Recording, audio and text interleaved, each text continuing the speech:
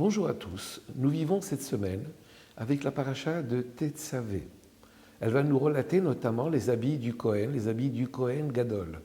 La paracha qui la précède, celle de Teruma, parlait de l'élaboration du Mishkan, de ce tabernacle dont nous avons eu l'ordre de le construire quand Moshe Rabbeinu est revenu le 10 Tishri. C'était le jour de Yom Kippour. Le lendemain, il nous a entretenus de cette mitzvah, de cette obligation que Dieu nous fait de construire un Mishkan.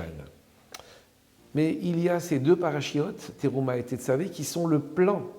Et puis après, nous aurons Vayakel et Pekoudé, ce sera la réalisation de ce plan.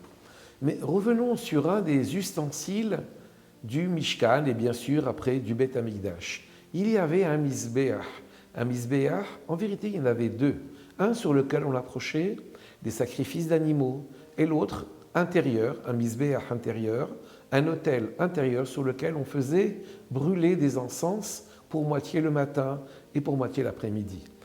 Eh bien, il y a une halakha qui nous dit que jamais les deux Mizbechot, ces deux autels ne devenaient impurs. Les ustensiles du Beth Amikdash pouvaient devenir impurs, les autres. Alors il fallait les tremper dans un mikvé, il fallait les cachériser. Mais le Mizbeach, ou le Mizbeach extérieur sur lequel on offrait des sacrifices d'animaux, ou le Mizbeach intérieur sur lequel donc on faisait brûler les encens, eux ne devenaient jamais impurs. Deux raisons à cela. Ou alors parce qu'ils étaient faits de terre ou sur la terre. La terre symbolise l'humilité, comme pour nous dire que quand il y a de l'humilité de notre part, on ne devient pas impur. On ressemblerait à de la terre, si l'on peut dire, c'est vrai, sur laquelle tout le monde marche, mais la terre ne devient jamais impure. Deuxième raison pour laquelle les Mizbechot, ces deux autels ne devenaient pas impurs, c'est parce qu'ils avaient un kisoui, ils étaient recouverts ou d'or pour le Mizbeach intérieur, ou de bronze ou de cuivre pour le Mizbeach extérieur.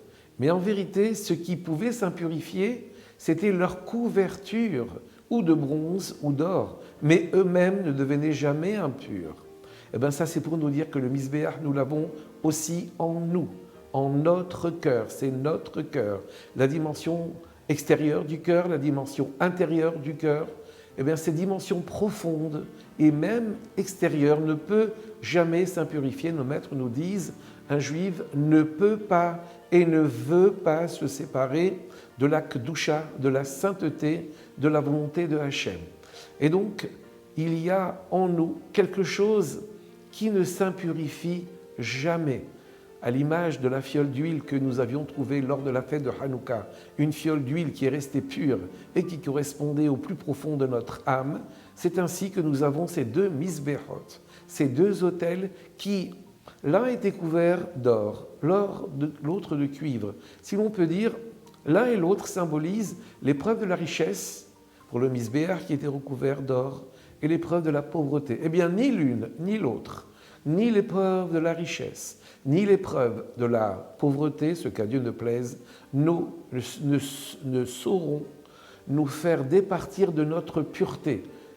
L'extérieur peut être impur, eh bien on va le cachériser, on va le purifier. Mais l'intérieur, lui-même, les deux Mizbechot, ne devenaient jamais impurs. Et c'est la raison pour laquelle nous devons toujours chercher à nous tourner vers nos frères, parce que quelles que soient les épreuves qu'ils pourraient avoir à subir, ou une épreuve de la richesse, ou de la pauvreté, ou matérielle, ou spirituelle, en vérité, on sait que nos frères juifs, ont le matériau suffisant et nécessaire pour ne jamais devenir impurs. C'est sûr qu'il nous faut travailler à leur côté, faire en sorte qu'ils travaillent également sur eux-mêmes, mais pour dévoiler la pureté de ce Mizbeach. Eh bien, c'est fort de cette pureté que nous avons appris à traverser les siècles, les âges, les difficultés, et qu'un juif est toujours resté un juif. Afilou shehata Israël hu. Même si on devait fauter, ce qu'à Dieu ne plaise, on resterait tout à fait juif Israël, parce qu'il y a en nous une dimension qui ne saurait jamais devenir impure. Que Dieu nous aide à réaliser tout cela. Au revoir à tous.